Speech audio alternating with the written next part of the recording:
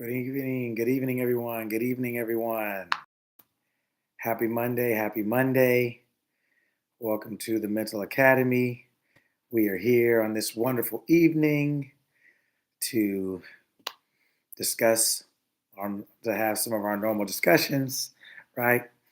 The law, how to think in order to live well, right?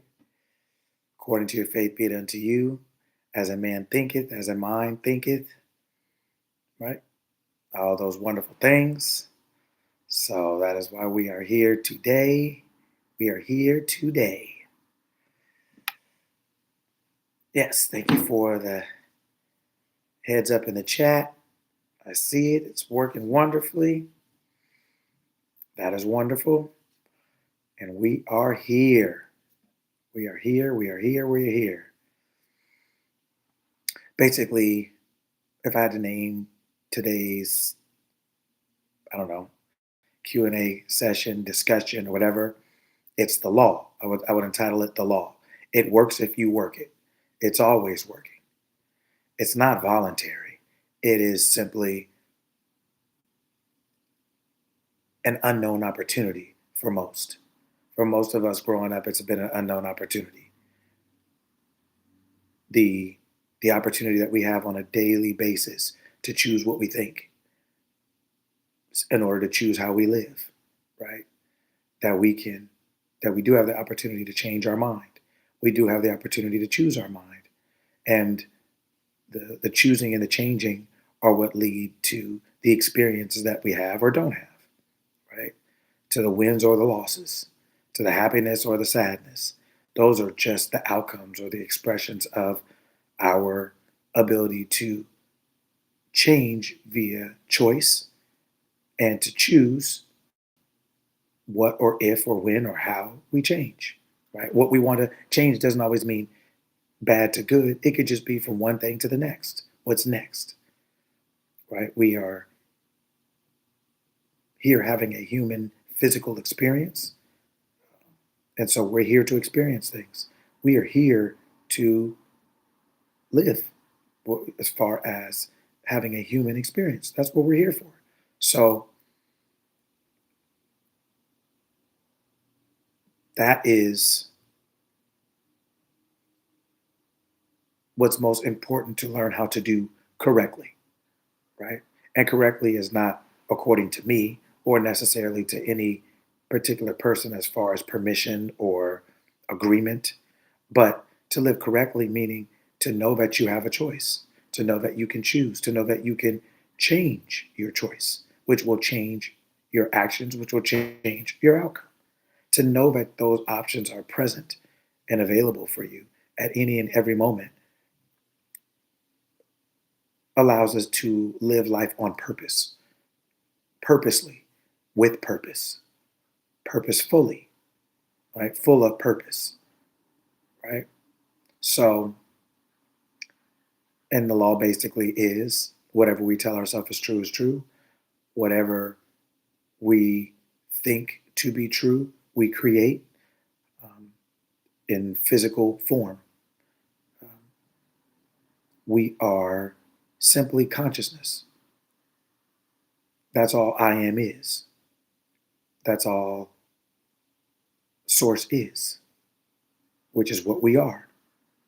We are the word made flesh. We are our word made flesh. We are our thoughts. We are consciousness's choice to have a physical expression and a physical experience. We are that. And we maintain, even in physical form, we maintain our true identity, which is consciousness, which is the ability to think and therefore the ability to choose what it is that we want to be or do or have or experience in any way, shape, or form. That is what most of us have never known growing up. And now that we are becoming more aware of this opportunity by becoming increasingly aware of who we really are, the closer to our true identity and nature we get as an awareness, the more aware of who we really are we become, the more we express who we really are. The power, the glory, the perfection, the love, the peace, the joy, the safety, the security, the excitement, the all of the attributes of of our identity. So having this opportunity um, to have discussions like this is wonderful because it is a continuous dialogue that allows our awareness of self to increase, become increasing to become increasingly aware or consistently increasing our awareness of who we are. And the more aware we are of who we truly are, the more who we truly are we're able to express, right? So that is what we do here. It's what we do. Mm. Once once when you start to realize who you really are, it's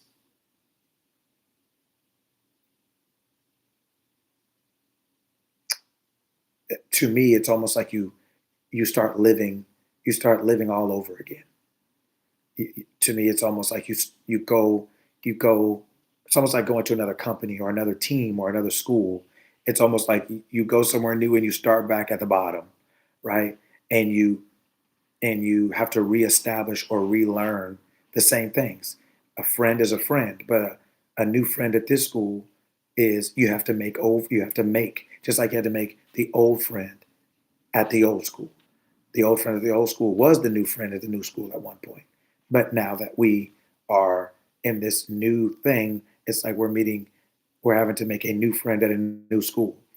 We are learning how to live our experience newly in a new way with new understanding and new insights and new awareness um, that allows us to have to drastically and dramatically change this experience that we're having, this human experience that we're having. The more we become aware of our true identity, the more we are able to affect our human experience that we're having, right? So when we come across this knowledge, it's almost like it's almost like starting over, learning how to walk, how to read, how to write, how to talk, um, all the different things that you were doing before the other way unconsciously. It's almost like relearning how to do all those things again consciously on purpose, right? So that's a big difference. That's a big deal, and it's a big difference. It makes a huge difference in the way, in every area of your life, in everything that you do. It's a huge difference. So to know that you have a say, to know that you have choices, to know that you can, choose what ideas and thoughts and feelings and beliefs, what outcomes you want to serve, that you want to have, that you want to experience, that you want to express physically. To know that if you can think it, you can actually have it because it already exists, which is the only reason you can think it in the first place, is because it already exists. There's a version or an aspect of you, there's a version of you that's already living your desire. And it's not a physical thing to try to make happen, it's already so. It is a shift in consciousness, it's a shift in awareness. It is a shift in how you identify yourself that allows you to embody a different version of yourself, the version that is that thing, or that has that thing, or that's doing that thing, right?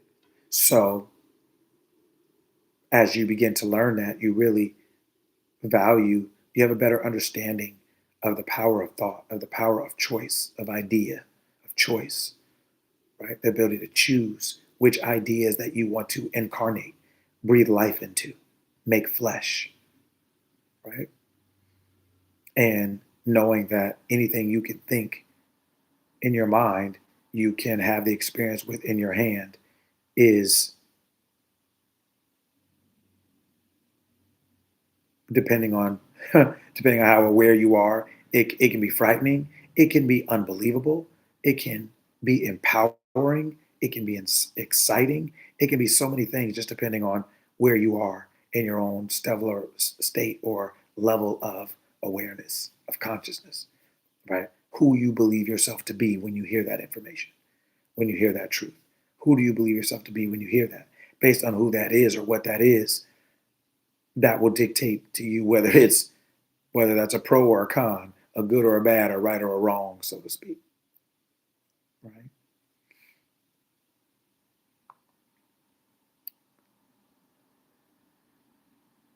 I could have never imagined how different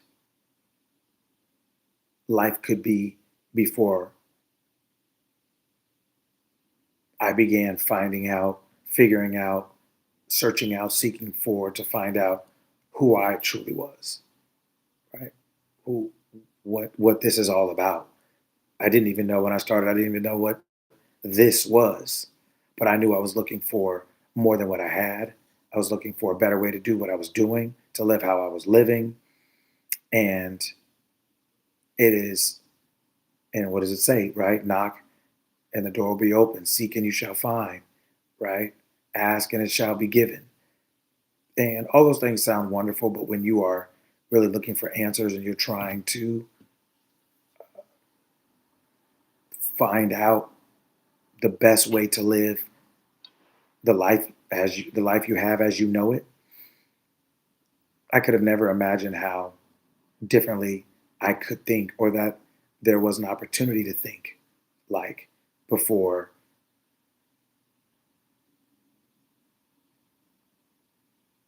experiencing um,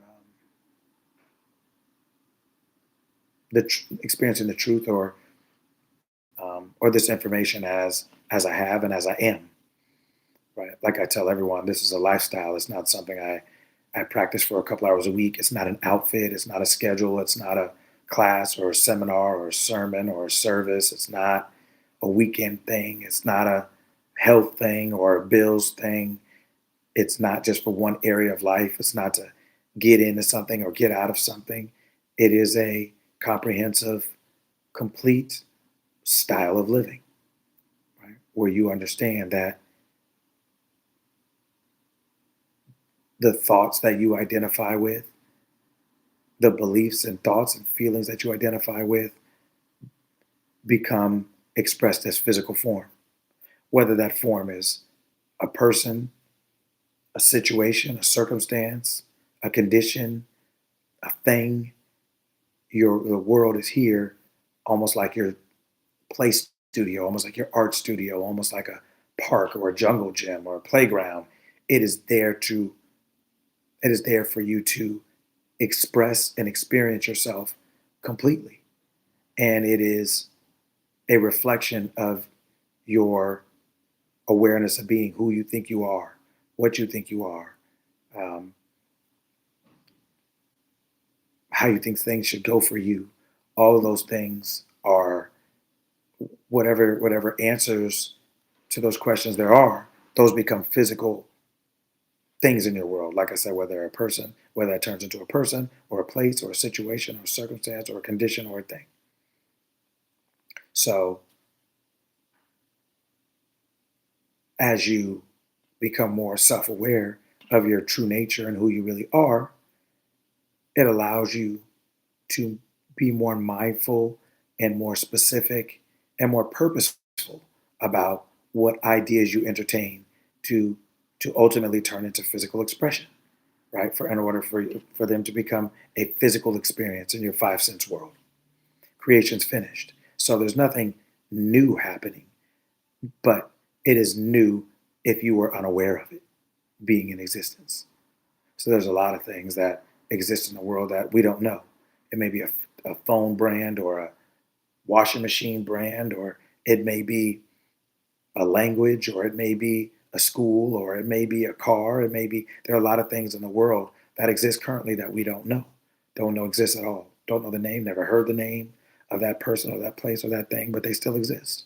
Creation's finished. But the part of creation that we experience is the physical reflection of the experience we're having here, our identity. Who in here do we believe that we are? Who do we believe we are?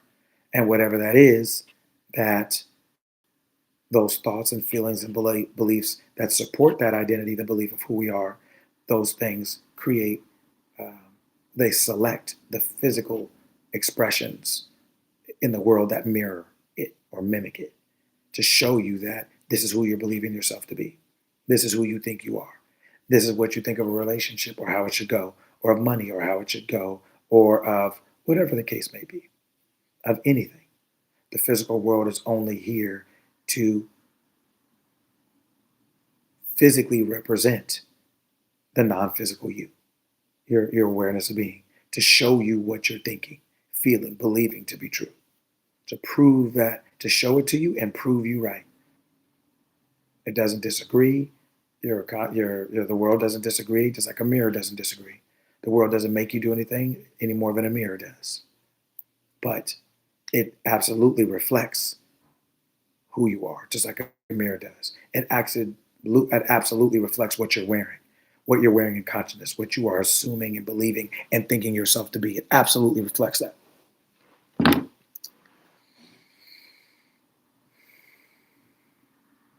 So, anytime you want to change your reflection, you have to change first your conception, your idea of self. If you're waiting for the mirror to smile, you'll be waiting forever.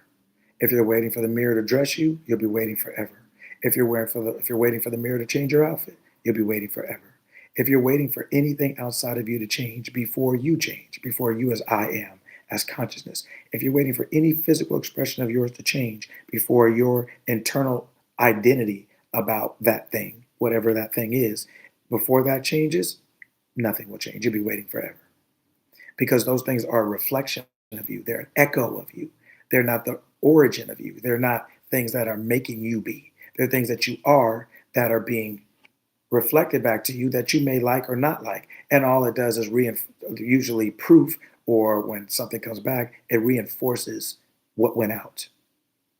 So if you believe yourself to be something and then you have the experience of that belief, it reinforces it. It's not whether that belief is good or bad, right or wrong. It's just that's how it works.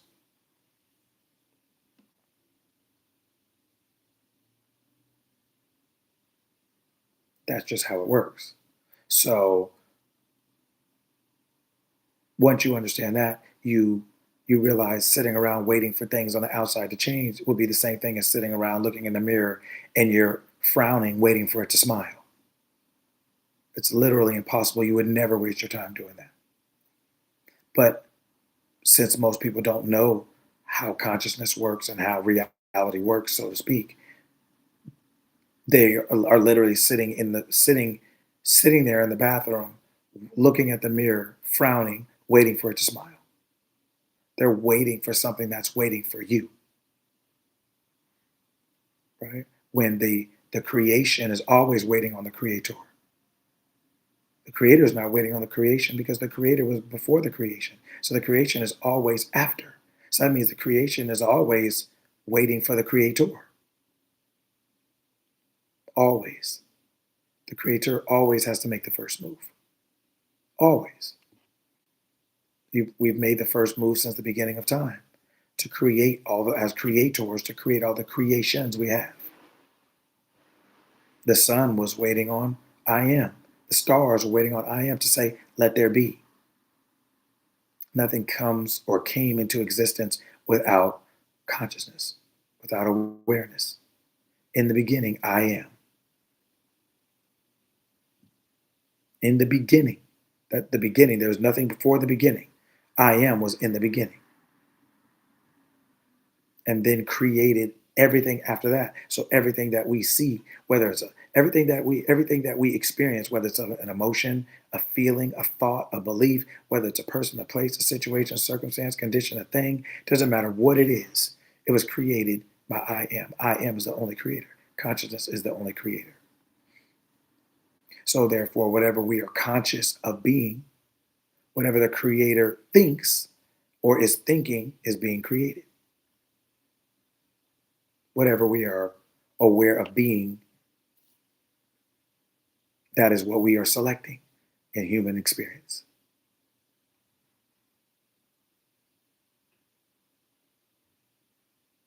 So when we understand that, we become more aware, we become more specific about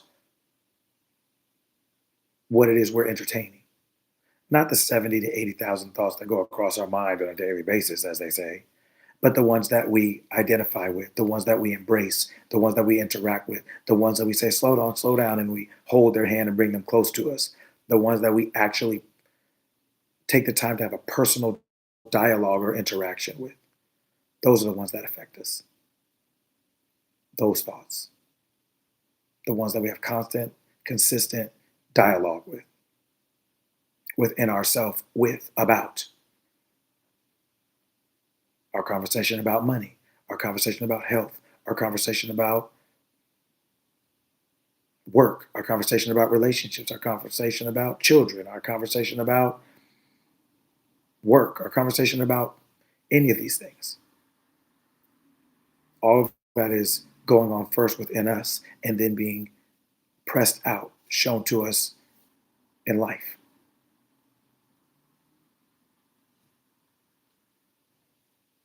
So as we understand that, we understand if we want the mirror to change, we have to change first. Because we understand that the mirror is only reflecting back which we've what we have given out.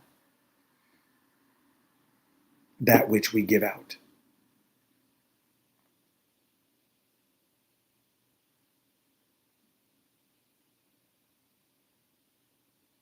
And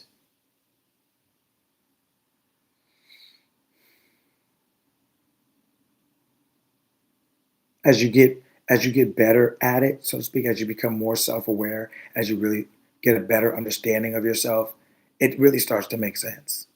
It's like learning a new language. It just at first it feels weird. You wonder why you don't say things a certain way, or you wonder why this word sounds so different. It feels and sounds weird, but a day comes where it actually starts to sound normal to you. You start to get a level of understanding where it makes sense, where it makes just as much sense as something that you didn't believe before, or something else that you know. It makes sense as just as much sense. The new language makes just as much sense to you as the old language. The way you think about it is just as clear and makes just as much sense to you as what you had been thinking about, the beliefs that you currently hold. This becomes a belief. It just starts to make so much sense to you, especially as you make it a lifestyle. Because with any relationship, the more you spend time with it, the more you understand it, it understands you, and the more you not only understand what it says, but you understand what it means. You know what it represents. You understand what is going on, what is happening.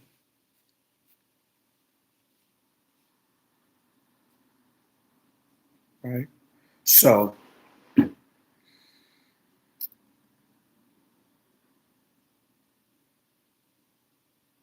life really does take on a different, I don't even want to say slant. It's almost like I don't even want to say 180. It's completely different, but maybe it's not even a degree. It's in the it's not maybe it's not in the direction, it's in the degree, right? In the actual degree and the intensity in which we live. I know we're responsible for our lives and what's happening, but also feel the need to vent sometimes. Yeah, that's a human thing. That's part of a human experience is venting, right? Because we are always trying to figure out what is going on. Where a lot of times we're talking ourselves through. And venting is not a is not an inherently bad thing, but the way most people use it is what makes it a bad thing. It's not inherently, but most people don't know how to use it well, right? Or correctly. So it's almost like how would you feel if you got lost? It'd be uncomfortable. You'd be like, I'm lost. You would be like, I'm lost. I feel lost. I don't know where I am. That's venting. You're uncomfortable and you're expressing it. But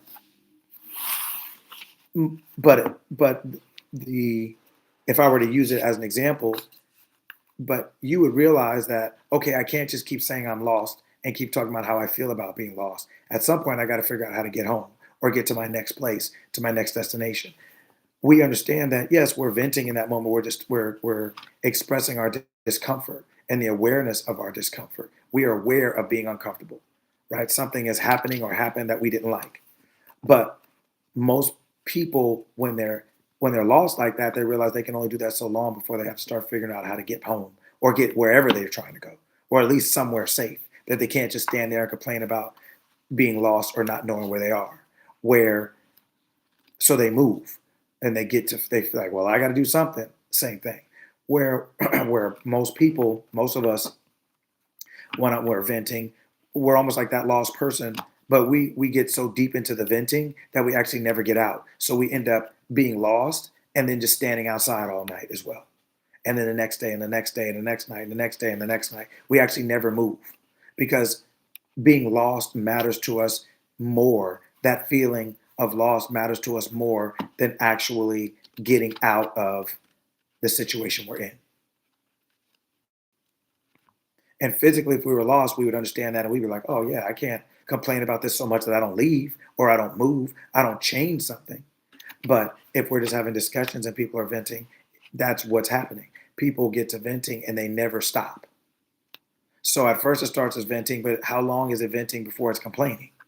And how long is it complaining before it's just not profitable? It doesn't change anything. It doesn't matter, right? So most people actually, they're not even venting. They're just really complaining. The first couple minutes may sound like venting because it's the first couple minutes, but how long is it before it's complaining? And if they're saying the same things 30 minutes later as they did 30 minutes earlier, then it was probably always complaining. It wasn't necessarily venting. But a lot of it is because they're 30 minutes later, hour and a half, or however much time you're willing to give them, and they will talk about the same things over and over and over and over and over, not realizing they're just meditating. They're literally just taking a thought and ruminating on it, entertaining it and separating it above all others. This is the thing that I'm going to put my consciousness on, my time on, my attention on. I'm going to put me in, me on. I'm going to give myself to this and dedicate my entire consciousness to this situation. So if you do that, what do you think? If you know how to think, what do you think is going to happen? You're essentially devoting yourself to creating an experience about this particular thing, or an experience that represents this particular thing, that represents the pain or the heartache or the discomfort or the sickness or the sadness or the whatever. Your consciousness is literally going to select a physical expression of your venting, quote unquote, or your complaining more likely, right? So that is why venting is so can get so tricky, because everyone will use the same word at the beginning, but everyone's not using it but everyone's not actually doing that. Most often really people are just complaining, and they're looking around to see who to blame or how they're going to get out of it or why they got there or why they got into it. It's just a whole bunch of kind of like Tom and Jerry. It just like the wheels on the bus go round and round. They just keep going around and around and around, right? Nothing ever gets done, right? Because we're not really venting anymore. We're just complaining. And then essentially what we're doing is now going to creating or selecting a physical experience that, that will give you more to complain about. Almost like our parents used to say, right? Stop crying before I give you something to cry about. It's like, well, stop complaining before your awareness gives you something to complain about. Thinking, right? Believing, because you keep impressing that this emotion, this feeling, you got to understand, you got to get it, you got to believe me, don't you understand me, don't you hear me? When people won't let things go, they think that their friend is the only one listening. They don't realize their consciousness is too. They think they're just talking about a physical experience. They don't realize they're talking about their location. They're talking about what they see from where they are. They're talking about what they see from who they're being. And they don't realize that they're describing an environment, they're describing a location that has certain outcomes in it. There's certain places we wouldn't want to be after dark. There's certain places we probably wouldn't go first thing in the morning. So each place has its own time, right? But based on who you are, you have to know what time is it and is that the appropriate place and the appropriate time. You know, they say there's a time and place for everything, right? It's the same thing. There's a time and place for everything. But only the mature understand that. Know that statement, know that sentiment, have that awareness, and actually apply it. Most people don't. Most people don't. Right? So there's nothing inherently wrong with venting at all. But we have to make sure that's actually what it is. And that, we do a little bit of it, but venting inherently is a little bit of it. Venting is not how long. Venting is not hour, 2 hours, 3 hours, over and over and over. That's not venting. That's essentially complaining. That's essentially meditating. That's essentially ruminating. You're essentially empowering this subject or topic or thing or person in your life to do more of what it's doing because you are literally putting yourself into it mentally, emotionally.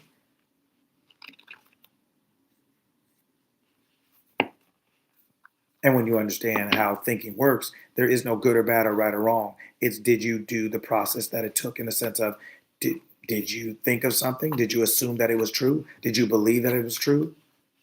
Okay, well then here you go. It could be anything. There is no good or bad to it.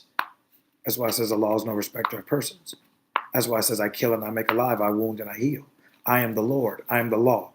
And I do all these things. The law does all these things. Your awareness of being producing itself in physical form produces all the physical experiences that we're having. It's just our awareness being pushed out and finding its physical counterpart.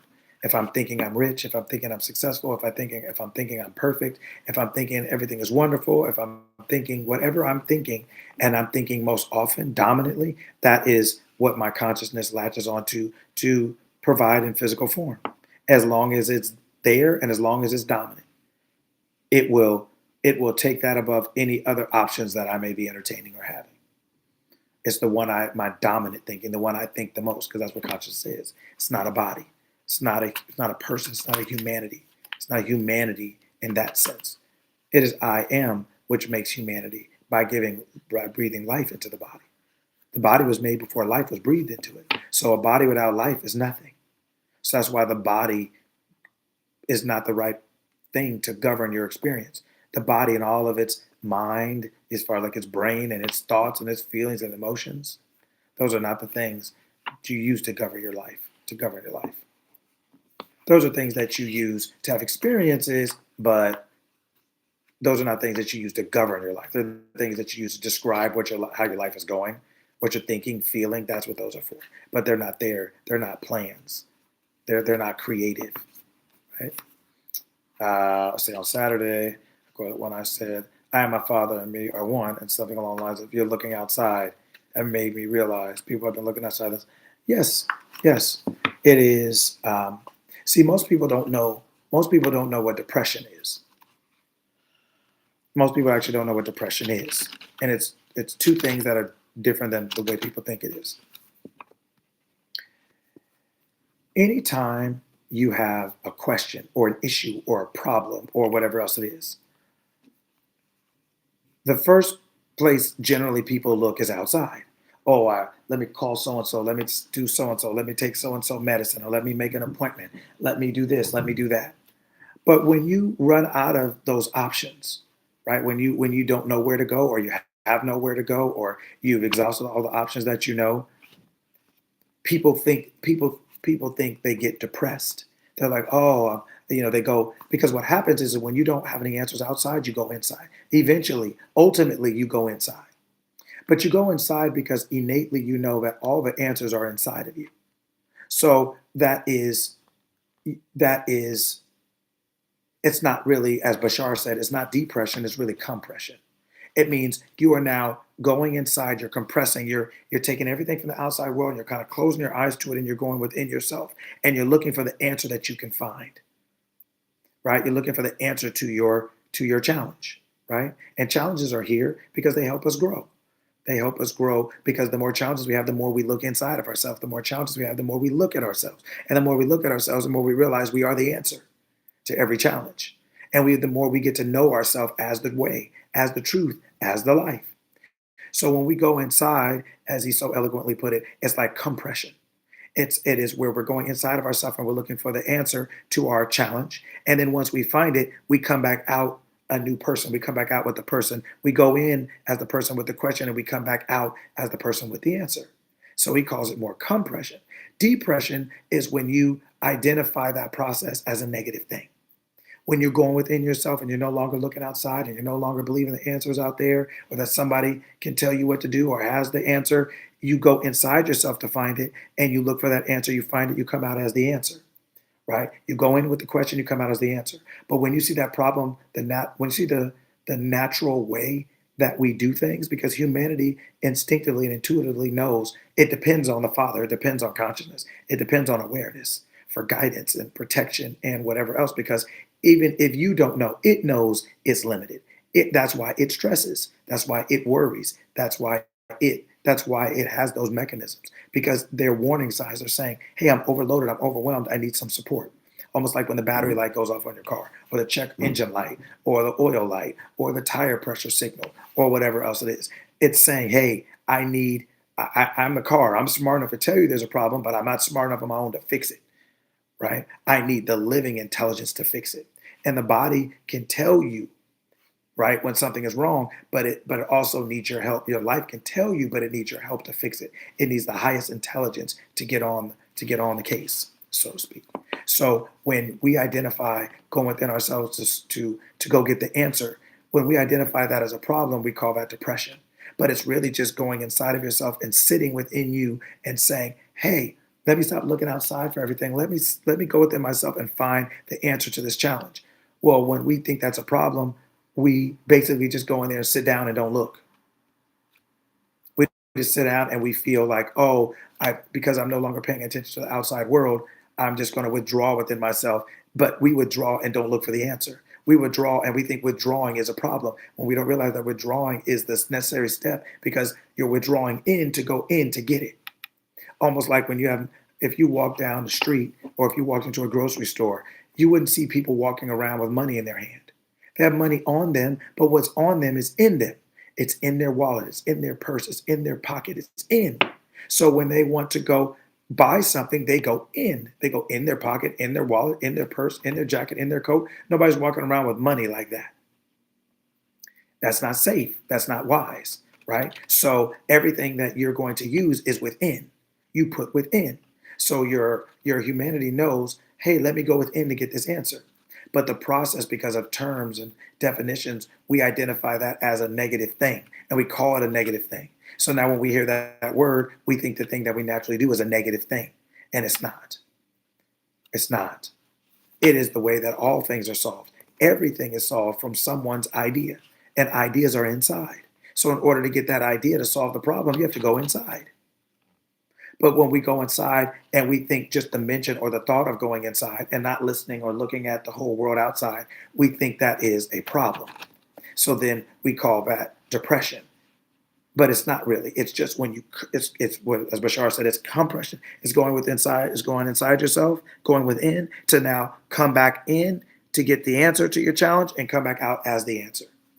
Depression is basically what you think that is or being unnatural or wrong. And because of that, when you're in there, you just sit around and don't look for the answer. You just sit around and you just stay withdrawn. You stay within you, right? And you're not looking for the answer that you're supposed to come back out with, right? So um, that's why the book keeps telling you, I and my Father are one.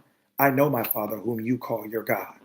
All of these external concepts or beliefs or relationships are why people are unhappy, unhealthy, unsafe, unsuccessful, right? Because that's not where the truth is. That's not where the way is. That's not where the life is. That's not where the light is. It's not out there. It's in you. Christ in you, the hope of glory, right? The kingdom of consciousness, the kingdom of awareness is within you. Kingdom of God is within you. What does it say? I'm nearer to you than even your breath. It's not out there. So when we go out there, we're literally looking for, and what's crazy about out there is just nothing but a physical creation of what's in here. So really you're going out there, you're going right back out there to the mirror, out there, you're going right back out there to the world, looking for the world to smile when you're frowning. How? When it's only a reflection of you, right? So we have been taught, we have been trained, we've been conditioned to look outside of ourselves. So people aren't crazy. It's just incorrect, but they're not doing it for no reason. They didn't come up with this idea on their own. That's what we've been trained to do, right? Is go outside and look for things and see who has it, where is it, why is it, who's gonna help, but the answer is within us. It's within us. We're the only person that goes with us every step of the way our entire lives. So if we would have to rely and depend on everyone else and everything else our entire lives, we wouldn't make it.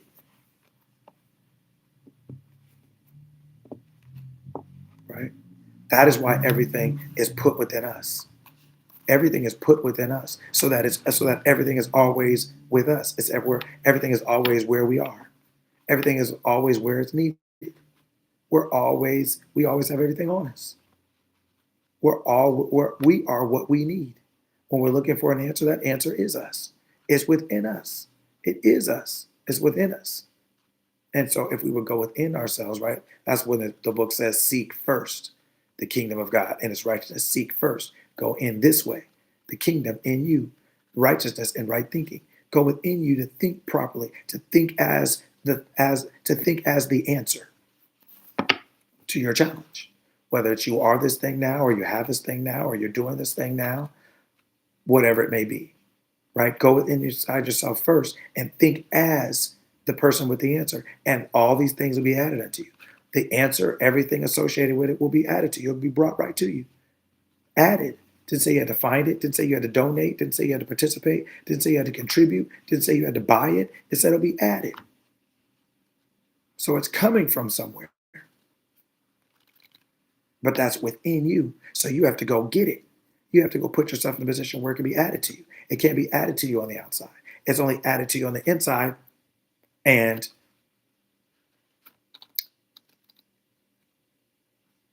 then it's expressed on the outside.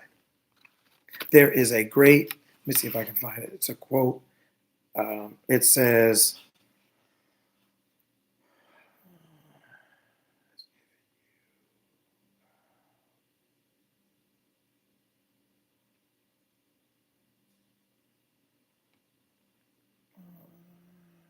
something like that.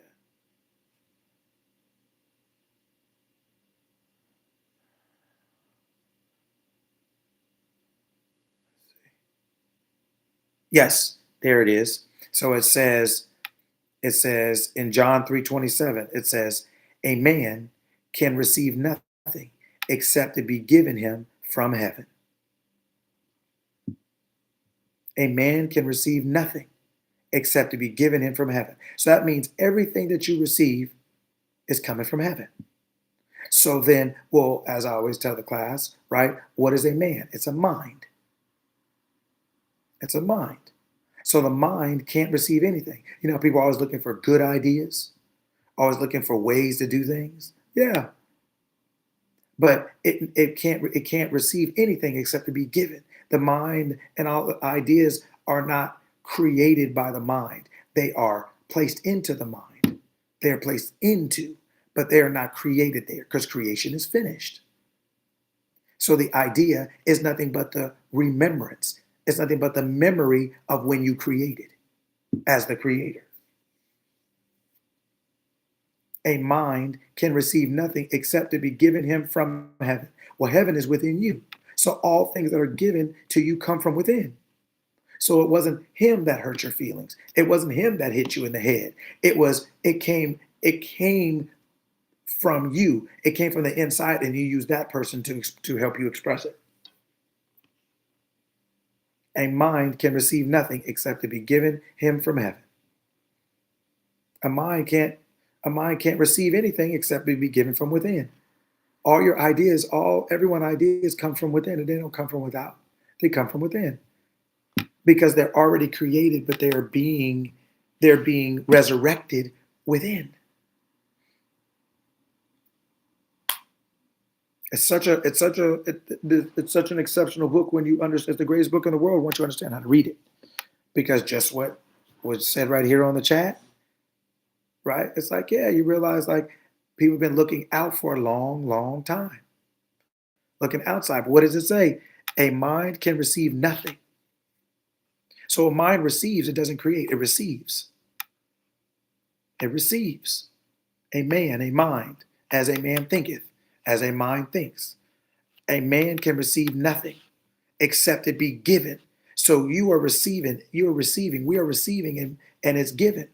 Things are given, and we are receiving. We're not creating. And everything is coming from heaven, coming from within. So then which things do you receive? Which things are given to you that are coming from within? Well, from within, everything that you receive, everything that's given to you is coming from your consciousness, from your awareness of being, based on who you think you are. Your awareness of being has a concept of itself. We are this, we are that, we are this, we are that. That is free will, the ability to choose your identity. I am rich, I am poor, I am that, I am that. The ability to choose what you identify with, let me say, what you identify as. You have that ability. But then that's what you're going to receive. That's what's going to be given you from heaven, from inside of you. Right? What does another one say? It says,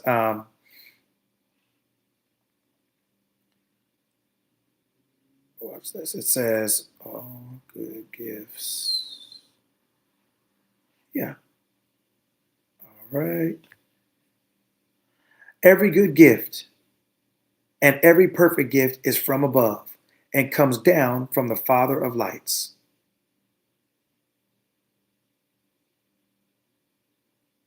Right? So every good gift and every perfect gift is from above. But as it says, as above, so below, as within, so without. So above and within are the same. Above and within are the same. Because the Father, I am, is within you. It's not above you, it's within you. But above, so below, as within, so without. Above and within are the same. Below and without are the same. Above and within are internal and they express out. Below and out is what you see. Right? So every good gift and every perfect gift is from above, it's from within, right? From the Father of illuminations, right? Where there's no variableness, no shadow of change, right? There's no trickiness, there's no shadiness, right? Every good thing given and every perfect gift is from above, is from within, from the Father of lights. And the Father is I am. Everything is coming. You can't receive anything from there. Anything. No, what is it? You can't. A man can't receive anything. Right? Just what it says. A man received nothing except be given him from heaven. Every good gift and every perfect gift is from above. It's from within. From the Father of lights within you. Can't make it up. This is what it is. So everything that we are experiencing as what we call human experiences is coming from within us. The human experience is the physical reflection of what is going on in our divine experience and our internal experience. Everything that's going on in here happens first, and then it's pushed out just like a projector. Everything is happening there, and it's pushed out onto the screen. The screen is the last thing. The screen is the last place it ends up. It's not the first place. It's the last place. The screen, when the movie hits the screen, that's the end of that. Of the projector and the light and the film, and then 1, 2, 3, and it's out. So the screen is the last place you see it. It's the end. It's the effect. It's not the cause. The cause is everything it took to get the effect. Everything it took to get that movie on the screen. What we see in life is the movie on the screen. And what we're doing is every day, everything it takes to get that movie on the screen. Everything it takes every day we have to do everything it takes to have a life, to get stuff to show up on the screen. Every time they go to the movie, they have to do the same process to make the movie show up. Well, every day we have to do the same place to make life show up. We are life. If we don't show up, it's over. If we don't show up, it's over. So once we understand that, then we're able to start playing the correct film, start going to the movie we want to see. And how do you do that? Well, that's by what you start telling yourself. When you tell yourself, hey, I want to go see this comedy, that's an affirmation. You're just speaking out loud what you're thinking. Hey, I want to be rich. Okay. So you speak out loud what you're thinking. And what you're thinking turns into physical action.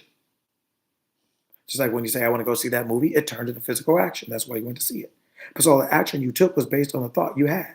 So that's why thinking is the most important, because every action you take is justifying, is reinforcing, and it's justifying your thought. It's there to reinforce and support your thought. So if your thought is, I am wealthy, I am rich, or I am healthy, or I'm successful, I am perfect, then that means all your actions are justifications of that. They are in support of that. They are in reference to that. They are a reflection of that. So if you know what you're thinking, then you know who you're being. If you know you're being, then you know the outcome. Because every outcome is a reflection of who you're being. Every physical outcome is just a reflection of who you're being. And who you're being is what you're thinking.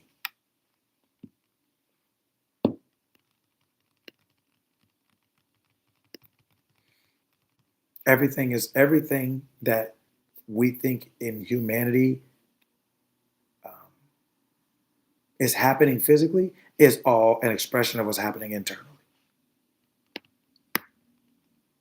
Would say a mind doesn't receive anything except what it's given from the Father in heaven, except from what's given within you, from your consciousness in you.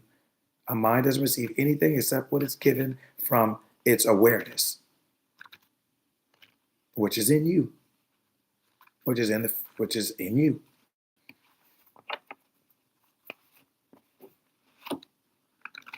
So there is really nothing out there any more than there is something playing on the screen when you walk into a movie theater. You ever walk into a movie theater before the movie started and you're just sitting there? The screen can't help you. The screen's not going to play anything itself. Everything starts back from behind you and comes forward. It's the same thing.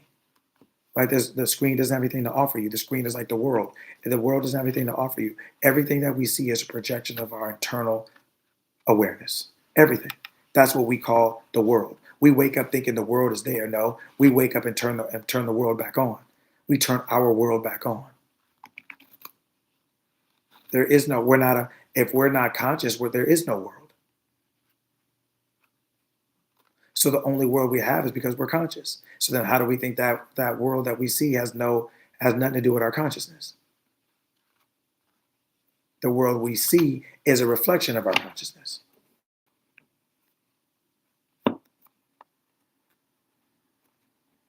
That's all it is. That's all it is. That's it. So if you want to see a different movie, then you have to play a different film. If you want to have a different experience, you have to have a different thought. But there is no world outside of you. There is nothing out there. It's being projected from inside. Just like there is no movie on that screen unless it's being projected.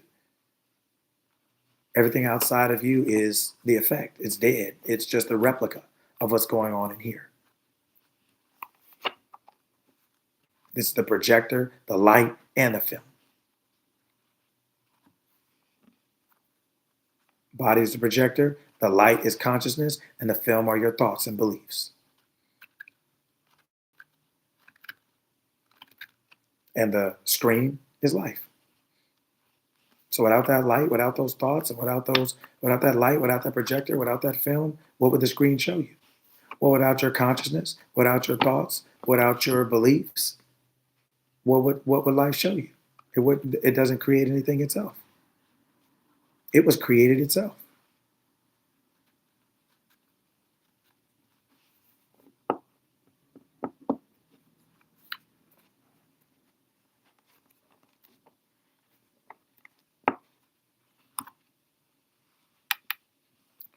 Coming back to that awareness, coming back to this truth on a daily basis is the lifestyle.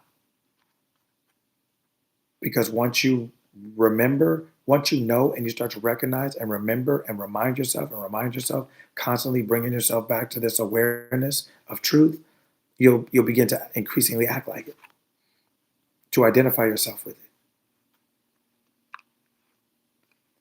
It is empowering, especially the more comfortable you get with it, because you realize it gives you choices. You realize you actually have a say in your life.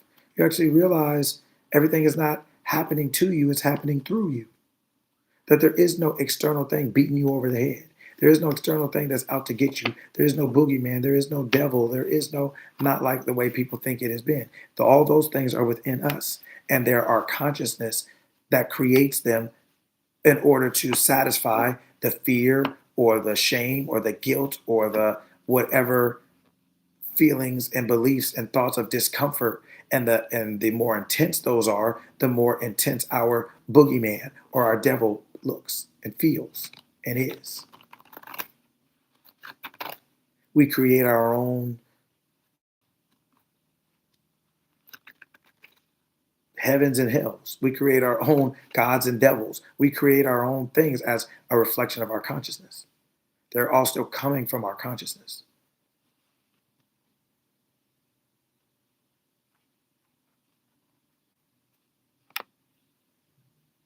So it is empowering to know that you have a say. We've grown up and been told and taught, most of us, that we don't have a say, that it's something else's will. So whatever name you want to call it, it's something else's will, or the universe's will, or it's the Republicans' will, or the Democrats' will, it's the university's will, it's everyone, the doctor's will, your parents' will, it's everyone's will but yours. But it's your life, so you're responsible for it. Be responsible for it, but you have no say. How does that work? How does that look? How does that feel? Who wants to sign up for that deal? Right? So having a better understanding of who we really are, understanding that we're just consciousness. We're not this body, we're not a gender, we're not a color, we're not a race, we're not a culture. That is something that we created as part of our experience. But we are not those things. We are the creator, we're not the experience. We're the creator. We are I am. We are creation. We are consciousness believing itself to be whatever it wants, whenever it wants, and then that is made physical. That's what the creator does.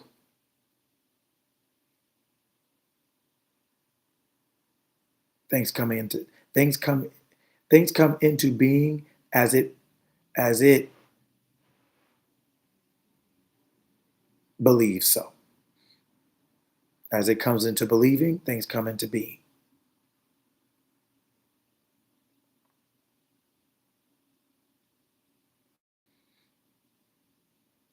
So once we understand that, then we get to choose what we decide to bring into physical form by what we choose to think and tell ourselves is true, by what we choose to identify with, tell ourselves that we are or have or do.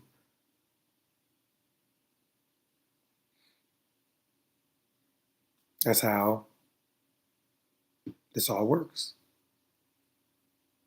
And once you understand it, it could take some time to get it down, but it doesn't take time really. It takes you. It takes however long it takes you to get it down, you to accept it, you to allow it, you to assume it, you to use it, you to be a doer of it and with it, you to apply it. That's how long it takes to see results. It's not time, it's just you.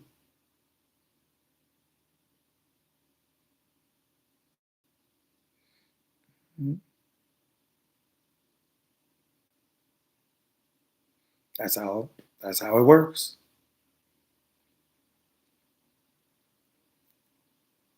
That is how it works. So it's wonderful. Well, I trust this message has been good for everyone. Just a casual conversation, nothing in absolute, particular, specific um, circumstance or topic we're talking about, too in too great a depth, but just general conversation about how to think and understanding how our thoughts are used to select the physical experiences that we want to have.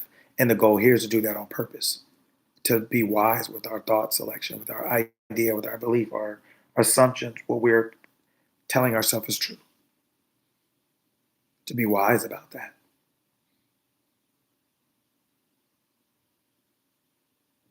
right? And that is how you live on purpose. That's how you predict your future.